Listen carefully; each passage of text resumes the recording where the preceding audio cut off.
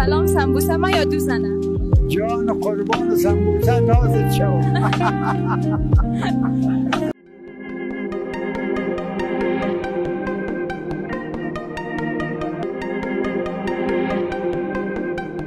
سلام، میشه خدا معرفی کنین؟ ما که هستم دخترای امارت اسلامی دو همکارت هستیم. واه عالی.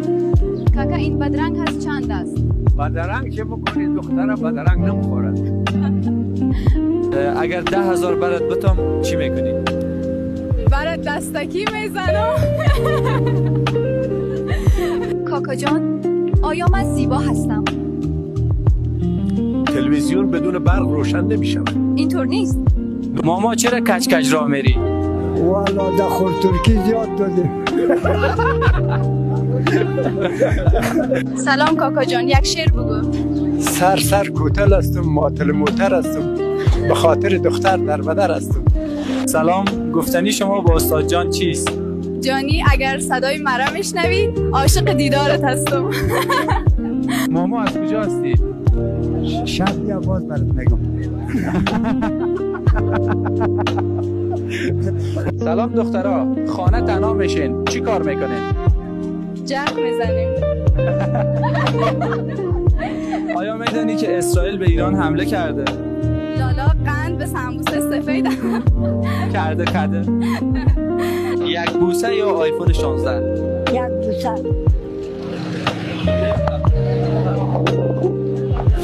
پیرکی مرا دوست داری یا زنیتا؟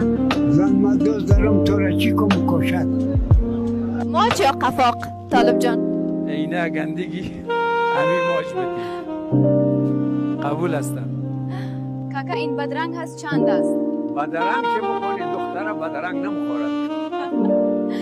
اگر کسی به شما بگوید دوست دارم مگر پول نداشته باشد قبول میکنید؟ عشق در دل است لیکن زندگی به دلار است. کاکا جان چی گفتنی داری به نمکشای مجازی؟ نمکشای مجازی گیرتان کنم خشک تیرتان میکنم. ببخشید اگر از شما خواستگاری کنم قبول میکنید؟ فقط اگر پاسپورت خارجی داشته باشی. بله.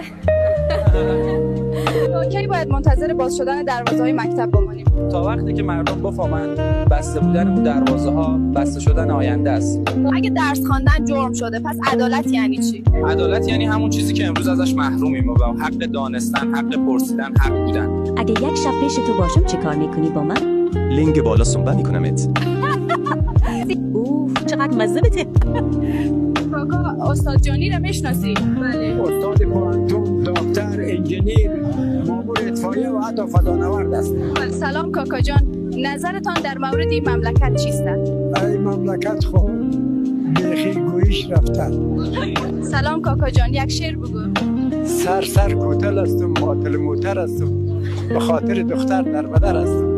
چرا ما حقی کار نداریم در این کشور؟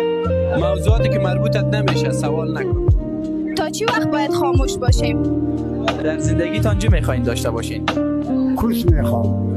یک کوس ناز.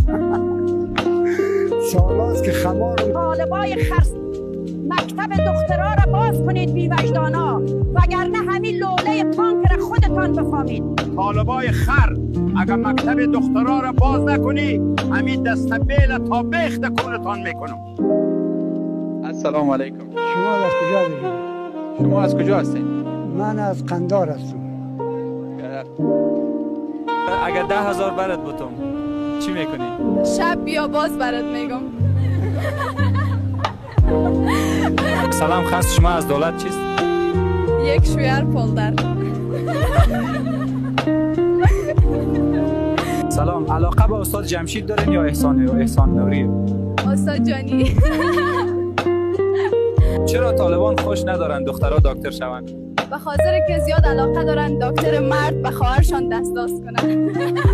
کاکا جان در جنگ ایران و اسرائیل از کدام کشور حمایت میکنین؟ خداوند در دو اینا تباه و برباد کنند هیچ کدامش خوبی ندیدیم. سلام، چول دراز یا 10,000 دلار؟ چول دراز.